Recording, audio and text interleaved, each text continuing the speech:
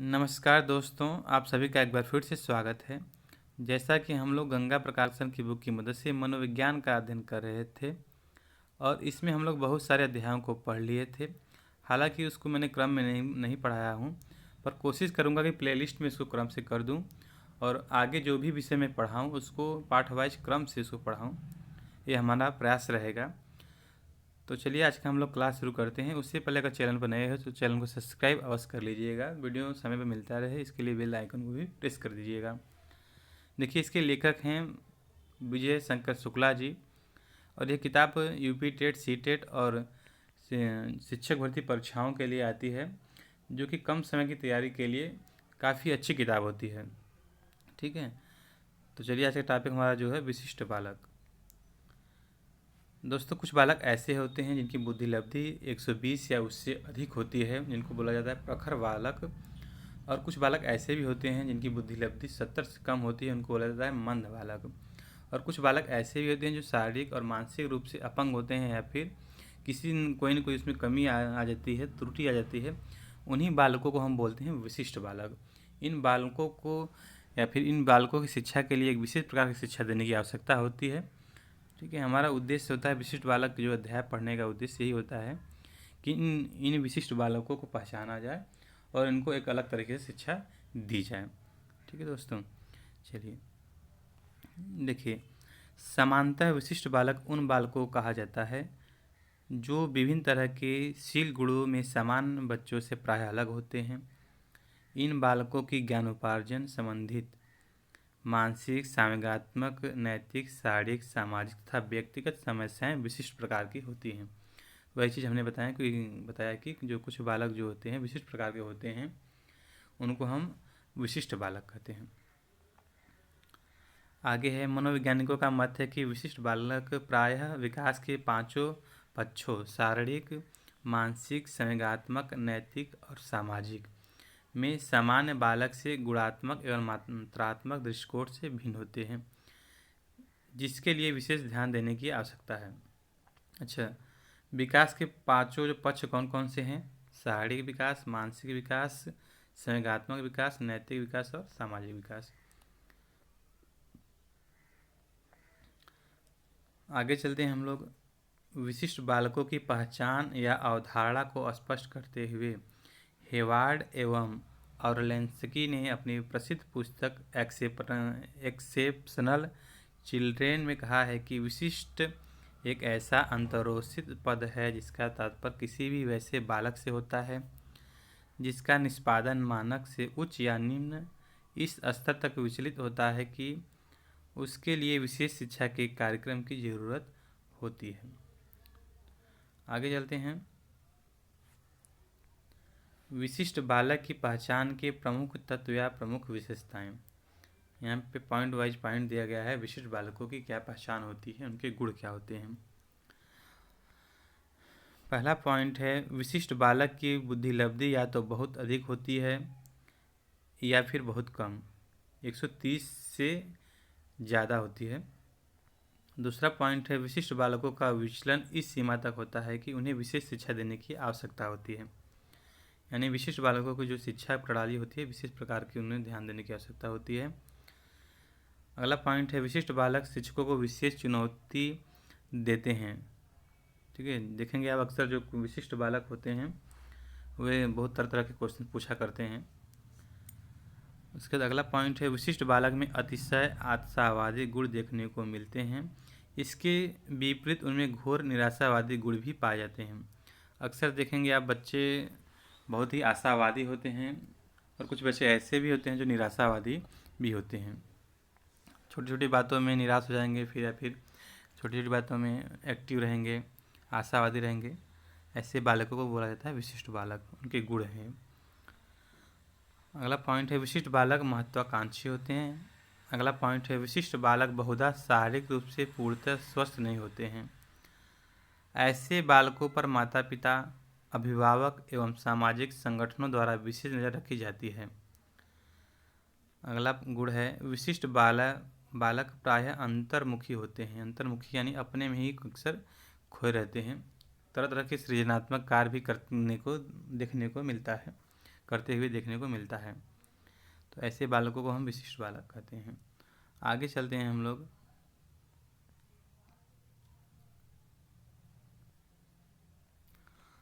आगे है दोस्तों, विशिष्ट बालकों को मनोवैज्ञानिकों ने निम्न वर्गों में विभाजित किया है। इसका हम क्लासिफिकेशन पढ़ेंगे कि जो विशिष्ट बालक होते हैं उनको कितने भागों में विभाजित किया गया है। दोस्तों देखिए, और इसी जो जितने प्रकार से बांटा गया है उसी के हिसाब से हम विशिष्ट बालकों का गुणों का अध्ययन करेंगे। उसके बाद उनकी समस्याओं का हम लोग निराकरण करेंगे, यानी उनको जो शिक्षा देने की पद्धति है, किस प्रकार से शिक्षा दी जाती है, उसका हम लोग अध्ययन करेंगे बारी बारी से। मनोवैज्ञानिक रिली एवं लेविस ने विशिष्ट बालकों को 6 वर्गों में विभाजित किया है, जबकि हेवार्ड एवं ऑरलेंस्की ने अपनी पुस्तक एक्सेप्शनल चिल्ड्रेन में विशिष्ट बालकों को 9 वर्गों में विभाजित किया है। लेकिन समान तौर पर विशिष्ट प्रकार के बालकों को बौद्धिक, शारीरिक एवं समस्यात्मक दृष्टि से 3 वर्गों में विभाजित किया जा सकता है। बौद्धिक यानी वे बालक जो बुद्धि से कमजोर या अधिक हो, शारीरिक यानी जो बालक शारीरिक रूप से अपंग हो, समस्यात्मक यानी जो बालक समस्याओं से ग्रसित हो, उनका वर्गीकरण। और इसी आधार पर हम वर्गीकरण करेंगे और उन बालकों को पहचानेंगे और उनको किस प्रकार से शिक्षा दी जाए इसका हम लोग आगे अध्ययन करेंगे। देखिए, बौद्धिक दृष्टि से या फिर शैक्षिक दृष्टि से विशिष्ट प्रकार के बालक, इनको 2 भागों में बांटा गया है, प्रतिभाशाली एवं प्रवीण बालक, दूसरा पिछड़े बालक या मंद बुद्धि के बालक। वहीं जो शारीरिक दृष्टि से विशिष्ट प्रकार के बालक हैं उनको भी हम लोग 2 भागों में बांट सकते हैं, श्रव्य दोष से ग्रसित, दूसरा शारीरिक रूप से विकलांग बालक या फिर दृष्टि दोष से ग्रसित बालक या वाणी दोष से ग्रसित बालक या मानसिक रूप से ग्रसित बालक। उसके बाद समस्याओं से ग्रसित बालकों को भी हम कई वर्गों में बांट सकते हैं। पहला पॉइंट है सामाजिक दृष्टि से कुसमायोजित बालक, दूसरा विद्यालय से भाग जाने वाले बालक, दूसरा अनैतिक व्यवहार करने वाले बालक, उसके बाद गृह कार्य न करने वाले बालक, उसके बाद झूठ बोलने वाले बालक, उसके बाद कक्षा में देर से आने वाले बालक। ये सारी समस्याएं होती है समस्यात्मक बालकों में। तो उनकी समस्याओं को जब पता लगाएंगे तभी हम उनको दूर कर पाएंगे। चलिए हम लोग पहला पॉइंट पढ़ते हैं, प्रतिभाशाली बालक एवं प्रवीण बालक।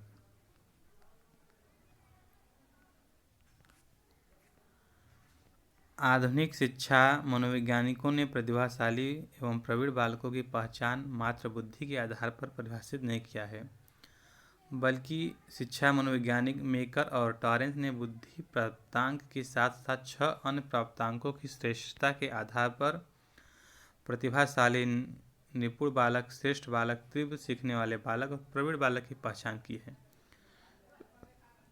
जैसे माता पिता द्वारा मनोनयन, सृजनात्मक शक्ति वाला बालक, दूसरा शिक्षक द्वारा सम्मानित, दूसरा स्वयं द्वारा मनोनयन, पांचवा उपलब्धि प्राप्तांकों के आधार पर, पांचवा है उपलब्धि प्राप्तांकों के आधार पर, छठवां मित्रों द्वारा मनोनयन। मनोवैज्ञानिक क्रो एवं क्रो के शब्दों में वह बालक जो मानसिक, शारीरिक, सामाजिक और संवेगात्मक आदि विशेषताओं में औसत से विशिष्ट हो और यह विशिष्टता इस स्तर की हो कि उसे अपनी विकास क्षमता की उच्चतम सीमा तक पहुंचने के लिए विशेष प्रशिक्षण की आवश्यकता हो, उसे हम प्रतिभाशाली या प्रवीण बालक कहते हैं।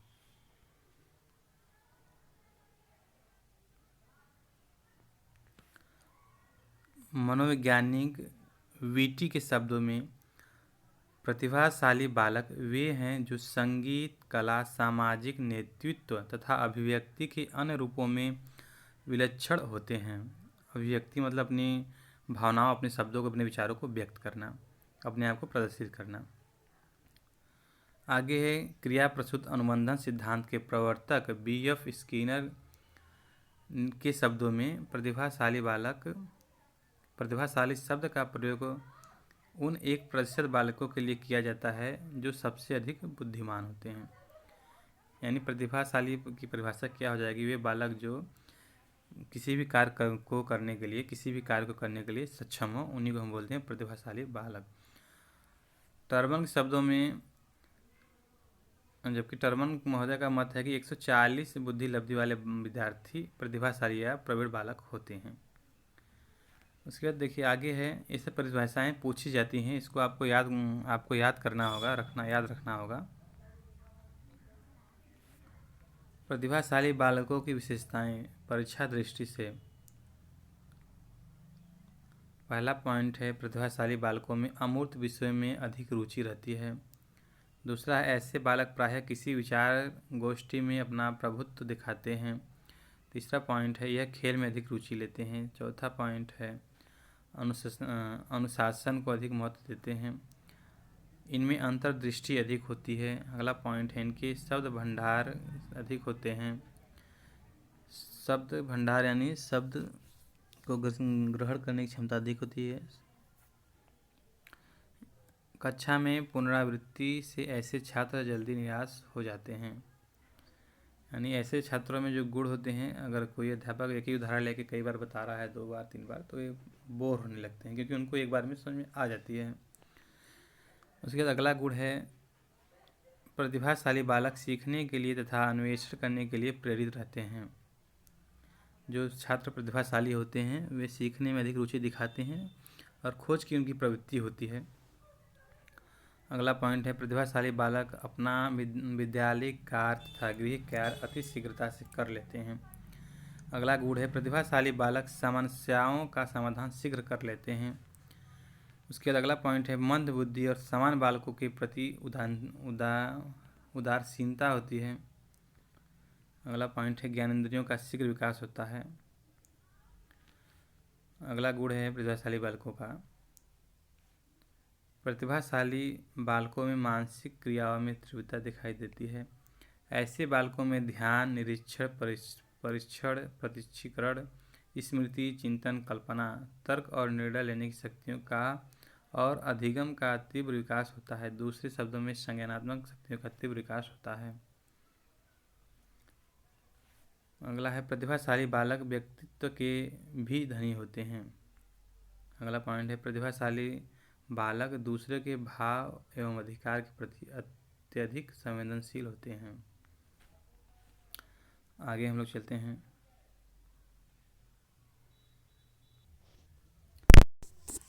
अगली हेडिंग है, प्रतिभाशाली बालकों की शिक्षा व्यवस्था। प्रतिभाशाली बालकों की शिक्षा व्यवस्था, किस प्रकार से उन्हें शिक्षा देनी चाहिए।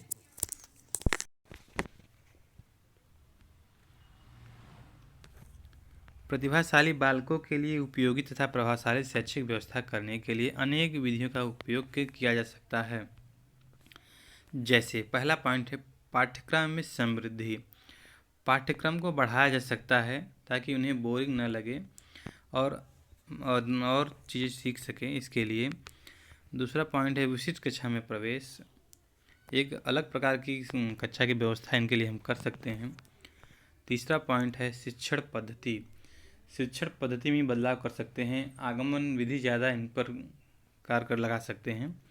आगमन विधि की पहले उदाहरण को कोई दिया जाए करने के लिए। उसके बाद अगला पॉइंट है, योग्य एवं प्रभावकारी शिक्षक। इनके लिए योग्य शिक्षकों की आवश्यकता होनी चाहिए, अलग प्रकार के शिक्षक होने चाहिए ताकि इनकी बुद्धि के हिसाब से पढ़ा सके। अगला पॉइंट है, प्रोत्साहन या छात्रवृत्ति प्रदान करना। इन्हें हमेशा प्रोत्साहित करना चाहिए। आगे पॉइंट है, पाठ्य सहगामी और पाठ्यांतर क्रियाओं पर बल।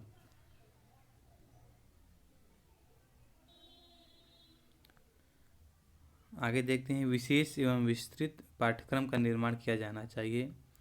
समान पाठ्यक्रम की तुलना में विस्तृत पाठ्यक्रम में जटिलता के साथ साथ अमूर्तता का गुण विकसित होना चाहिए। ठीक है। आगे है, 1986 में नई राष्ट्रीय शिक्षा नीति के तहत प्रतिभाशाली बालकों के लिए विशेष कक्षा के रूप में देश के प्रत्येक जिले में एक नवोदय विद्यालय की स्थापना की गई है। जी देखिए, जो नवोदय विश्वविद्यालय है वह हर ज़िले में बनाया गया है और यह बनाया गया था ताकि गरीब बच्चे जो हैं, प्रतिभाशाली बच्चे हैं, तेज तर्रार बच्चे हैं, उनको पढ़ाया जा सके, इसलिए यह नवोदय विद्यालय की स्थापना हुई है। ठीक है, तो वहाँ पे आप जो अगर छात्र हैं पढ़ने वाले तो वहाँ पे एडमिशन ले सकते हैं। आगे है प्रतिभाशाली बालकों की शिक्षा हेतु योजना विधि अधिक सफल सिद्ध हुई। जो 1986 की योजना विधि थी या फिर जो योजना विधि है बहुत ही कारगर साबित हुई है प्रतिभाशाली बालकों के लिए।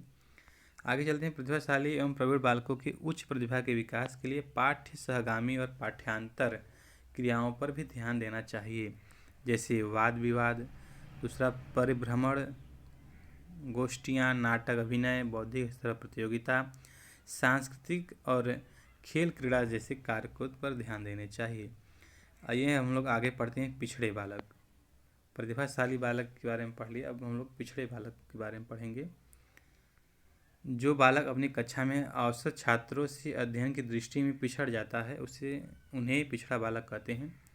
कुछ मनोवैज्ञानिक पिछड़ेपन का मूल्यांकन दो कारणों से करते हैं: बुद्धि के आधार पर पिछड़ेपन की मानसिक मंदता, उसके बाद शैक्षिक उपलब्धि के आधार पर कि उन्हें किस प्रकार की शिक्षा या फिर कितने संसाधन मिले हैं।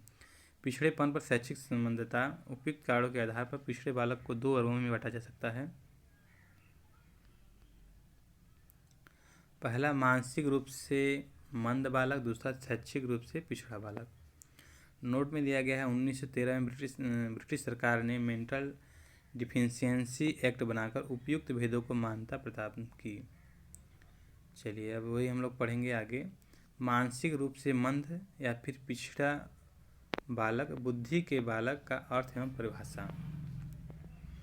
जो मंद बुद्धि के बालक हैं उनका अर्थ और परिभाषा क्या दिया है।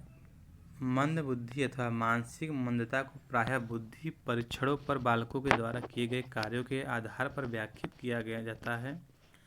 आधुनिक मनोवैज्ञानिकों का मत है कि जब किसी छात्र की बुद्धि समान और औसत स्तर से कम होती है तथा साथ ही साथ उसमें समायोजनशील व्यवहार करने की क्षमता भी सामान्य बालक से कम होती है तो ऐसे बालक को मानसिक रूप से मंदित या मंद बुद्धि का बालक कहते हैं। आगे है, टर्मन ने 1916 में स्टैनफोर्ड विनय परीक्षण के साथ बुद्धि लब्धि के विवरण की तालिका भी तैयार की। इस तालिका के अनुसार मंद बुद्धि के बालक की IQ 81 से 90 के बीच में रहती है, अर्थात वे बालक जिनकी बुद्धि लब्धि 81 या 90 के बीच या कम होती है प्रायः मंद बुद्धि के बालक कहलाते हैं। क्रो के अनुसार जिन बालकों की बुद्धि लब्धि 70 से कम होती है उन्हें मंद बुद्धि के बालक कहते हैं। ठीक है, यानी जिन छात्रों की बुद्धि लब्धि 80 और 90 के बीच या उससे कम हो उनको हम मंद बुद्धि के बालक कहते हैं। देखिए 70 जो बुद्धि लब्धि होती है 70 से कम हो जाए या फिर 60 से कम हो जाए तो वो एक तरह से बहुत ही मंद बुद्धि के बालक हो जाते हैं, वे लगभग मतलब मेंटल की श्रेणी में भी आ सकते हैं। ठीक है, मेंटल नहीं मतलब बहुत ही मंद बुद्धि के आ जाते हैं। आगे है, VF स्किनर के अनुसार मानसिक मंदता वाले बालकों के लिए अनेक पर्यायवाची शब्दों का प्रयोग किया जाता है, जैसे मंद बुद्धि, अल्प बुद्धि, विकल बुद्धि, धीमी गति से सीखने वाले, पिछड़े हुए और मूढ़ बालक।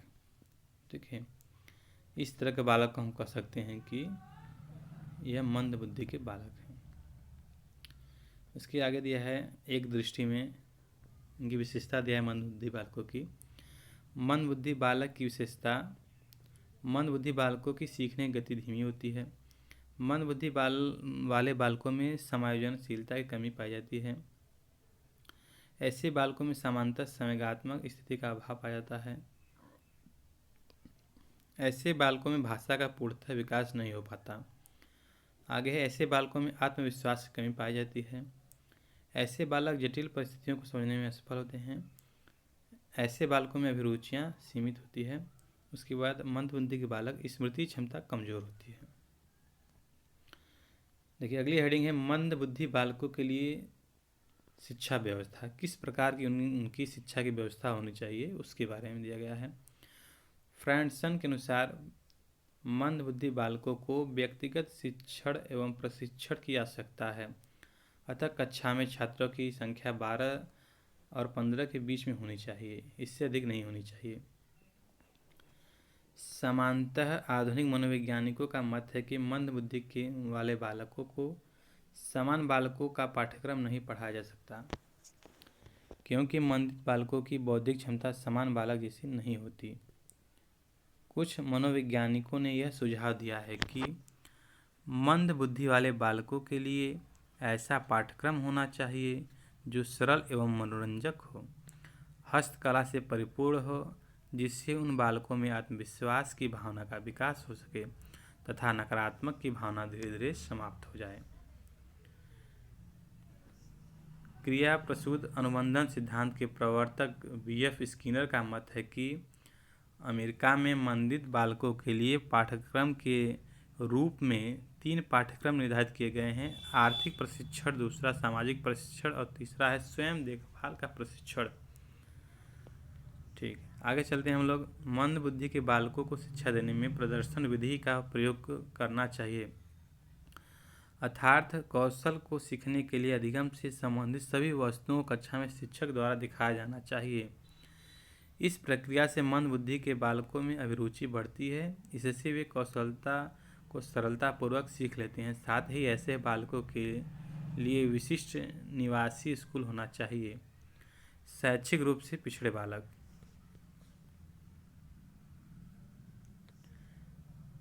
सिरिल वर्ड के अनुसार पिछड़ा बालक वह है जो अपने स्कूल जीवन के बीच अपनी आयु के समकक्ष के नीचे की कक्षा का कार्य करने में असमर्थ हो। वहीं बर्ट का मत है कि जिस बालक की शैक्षिक उपलब्धि 85 से कम होती है उसे पिछड़ा कहा जा सकता है। मनोवैज्ञानिक स्वानेल के अनुसार पिछड़ा छात्र वह है जो अपनी ही आयु के अन्य बालकों की अपेक्षा उल्लेखनीय शैक्षिक न्यूनता प्रदर्शित करता है। आगे पिछड़े बालकों की विशेषता। पढ़ने लिखने एवं अधिगम में अभिरुचि नहीं रहती इनकी। दूसरा है ऐसे बालकों में निराश की भावना अधिक रहती है। अगला पॉइंट है पिछड़े बालक विद्यालय कार्य को करने में समर्थ होते हैं। अगला है ऐसे बालक वातावरण के अनुसार अपने को समायोजित करने में असफल पाते हैं। ऐसे बालक चिंतित एवं तनावग्रस्त रहते हैं। अन्य बालकों के बारे में दिया है: श्रवण से दोष से ग्रसित बालक, पूर्ण अंधे बालक और भाषा दोष से ग्रसित बालक। इन्हीं को बोलते हैं समस्यात्मक बालक।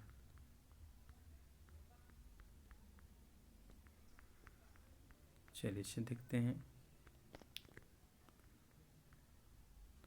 श्रवण दोष से ग्रसित बालक परीक्षा उपयोगी।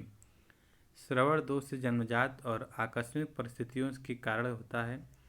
कुछ मनोवैज्ञानिकों ने श्रवण दोष के कई कारणों को उल्लेखित किया, जैसे वंशानुगत, प्राक-परिपक्व जन्म, समय से पूर्व जन्म लेने के कारण।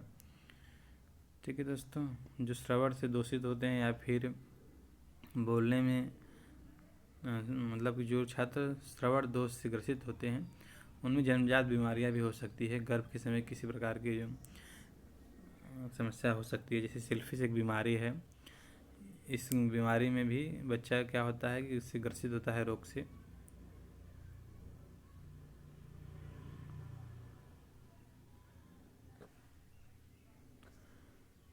नोट में है मनोवैज्ञानिकों का मत है कि श्रवण दोष से ग्रसित बालकों को शिक्षा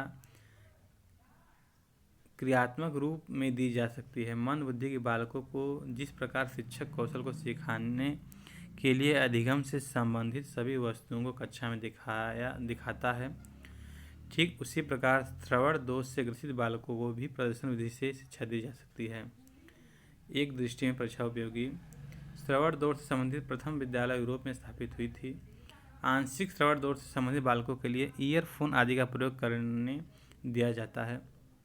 अगला पॉइंट है मौखिक रूप से अधिगम की अक्षमता को अम्फेंजा और डिस्फेंजा कहा जाता है। यह बार बार परीक्षा में पूछा जाता है कि अम्फेंजा डिस्फेंजा क्या है। ठीक है। पूर्ण अंधे बालक। शारीरिक रूप से अक्षम बालक में है पूर्ण अंधे बालक परीक्षा उपयोगी। पूर्ण अंधे बालकों के लिए समान शिक्षा प्रणाली काम नहीं आ सकती थी, लेकिन 1930 में लुइस ब्रेल ने 6 उभरे हुए बिंदुओं के सहारे वर्णमाला संख्या एवं अन्य सामग्री लिखने की प्रथा प्रारंभ कर दी, जिसको बेल पद्धति के नाम से जाना जाता है। एक तरह से कह सकते हैं कि अंधों के लिए क्या है, एक तरह से भगवान है, गुरु हैं। और जो लोग अंधे लोग होते हैं, जो लोग पढ़ाई करते हैं, इनको रोज़ मतलब बहुत ही ज़्यादा पूछते हैं, इनको अपना गुरु अपना भगवान मानते हैं। ठीक है, क्यों मानते हैं? क्योंकि वो जो अंधों व्यक्तियों के लिए बहुत सारे काम किए थे, यानी शिक्षा क्षेत्र में काम किए थे। ये जो पद्धति इन्होंने विकसित की थी अंधे व्यक्तियों के लिए 6 उभरे बिंदुओं से, इसीलिए वे सभी इनको पूछते हैं। इसके अतिरिक्त पूर्ण अंधे बालक में वातावरण के साथ समायोजन की क्षमता विकसित करने के लिए शिक्षक अंध छात्रों को छड़ी भ्रमण की विशेष प्रविधि द्वारा प्रशिक्षण देते हैं। एक दृष्टि में उद्वाचन की अक्षमता को अलेक्सिया और डिसलेक्सिया कहा जाता है। उद्वाचन यानी पढ़ने अक्षमता में व्यक्त करने वाले छात्रों को, बच्चों को अलेक्सिया और डिसलेक्सिया कहा जाता है। भाषा दोष से ग्रसित बालक, ये परीक्षा में देखिए अलेक्सिया और डिसलेक्सिया बार बार पूछा जाता है। मैंने 2 बार परीक्षा दिया, दोनों बार पूछा गया था। भाषा दोष से ग्रसित बालक, भाषा एक ऐसा साधन है जिसके माध्यम से व्यक्ति अपने विचारों को दूसरे व्यक्ति तक पहुंचाता है। जिन बालकों में भाषा संबंधी दोष होता है, उन्हें विद्यालय में अन्य बालकों के साथ समायोजन करने में कठिनाई काफ़ी होती है। परिणाम स्वरूप उन बालकों की शैक्षिक उपलब्धि और सामाजिक विकास के स्तर अधिक प्रभावित होता है। कुछ मनोवैज्ञानिकों ने भाषा संबंधी दोष से ग्रसित बालकों को निम्न वर्गों में विभाजित किया है। पहला, उच्चारण संबंधी दोष वाले बालक, दूसरा व्याख्यान संबंधी दोष बालक, तीसरा गूंगे बालक और चौथा आवाज़ संबंधित दोष बालक। आगे है एक दृष्टि में, जो बच्चा लिखने में असमर्थ होता है, ऐसे बालकों के लिए अफ्रोक्सिया और डिस्प्रैक्सिया शब्दों का प्रयोग किया जाता है। लिखने में जो असमर्थ हो उनको क्या बोला जाता है? अफ्रोक्सिया और डिस्प्रैक्सिया।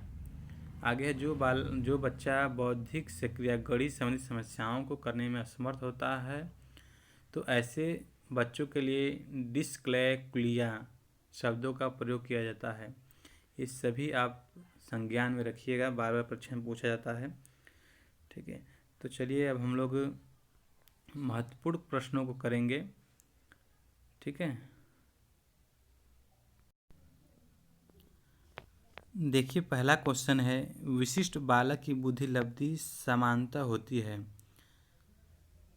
देखिए जो अभी हमने पढ़ा कि विशिष्ट बालकों की जो बुद्धि लब्धि होती है वह 130 या उससे अधिक होती है, या फिर 70 और 80 से कम होती है। तो इसमें ऑप्शन 70 से 80 तो है नहीं, तो हमारा ऑप्शन क्या सही हो जाएगा? तीसरा ऑप्शन से हो जाएगा 130। ठीक है, बाकी ऑप्शन क्या हो जाएगा? हमारा गलत हो जाएगा। उसके बाद अगला क्वेश्चन है, एक्सेप्शनल चिल्ड्रन पुस्तक के लेखक हैं। पहला ऑप्शन है थॉर्नडाइक, दूसरा ऑप्शन है हेवार्ड एवं ऑरलेंस्की, तीसरा ऑप्शन है अल्फोर्ड, चौथा ऑप्शन है अल्फोर्ड टॉरेंस। तो हमारा ऑप्शन से हो जाएगा बी वाला हेवार्ड एवं ऑरलेंस्की। तीसरा क्वेश्चन है, प्रतिभाशाली शब्द का प्रयोग उन 1% बालकों के लिए किया जाता है जो सबसे अधिक बुद्धिमान होते हैं। यह किसका मत है? अभी हम ऊपर पढ़े थे किसका मत है यह। ऑप्शन आप देख लीजिए, विने साइमन, दूसरा ऑप्शन है जेपी गिलफोर्ड, ऑप्शन सी है वीएफ स्किनर और ऑप्शन डी है कोई नहीं। चलिए बताइए जल्दी से। तो हमारा ऑप्शन सी से हो जाएगा वीएफ स्किनर। उसके बाद चौथा ऑप्शन है क्वेश्चन है, प्रतिभाशाली बालकों में पाया जाता है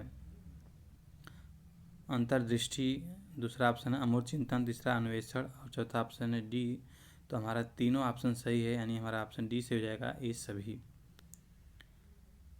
पांचवा क्वेश्चन है, प्रतिभाशाली बालकों की शिक्षा हेतु कौन सी विधि अधिक सफल माना जाता है? चलिए बताइए, सभी शिक्षक बताइए। सभी शिक्षक तैयारी करने वाले बच्चे बताइए। पहला हमारा ऑप्शन है व्याख्यान विधि, दूसरा ऑप्शन है प्रश्नोत्तर विधि, तीसरा ऑप्शन है संवाद विधि, चौथा ऑप्शन है योजना विधि। तो हमारा ऑप्शन सही हो जाएगा यहाँ पे योजना विधि।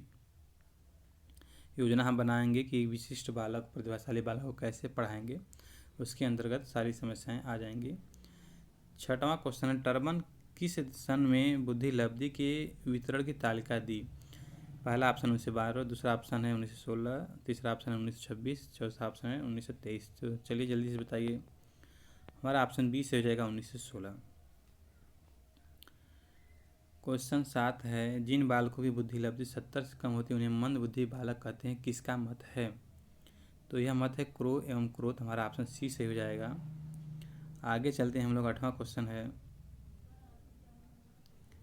मंद बुद्धि बालकों के लिए कौन सी शिक्षक विधि सफल होगी।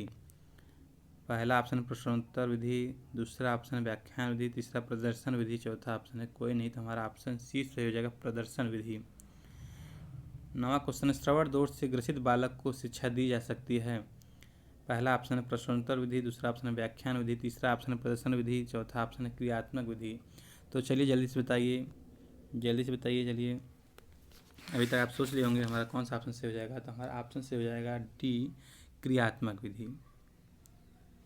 आगे है 10वां क्वेश्चन श्रवण दोष से स्थापित प्रथम विद्यालय कहाँ स्थापित हुआ। तो श्रवण दोष से स्थापित प्रथम विद्यालय हमारा शुरू हुआ था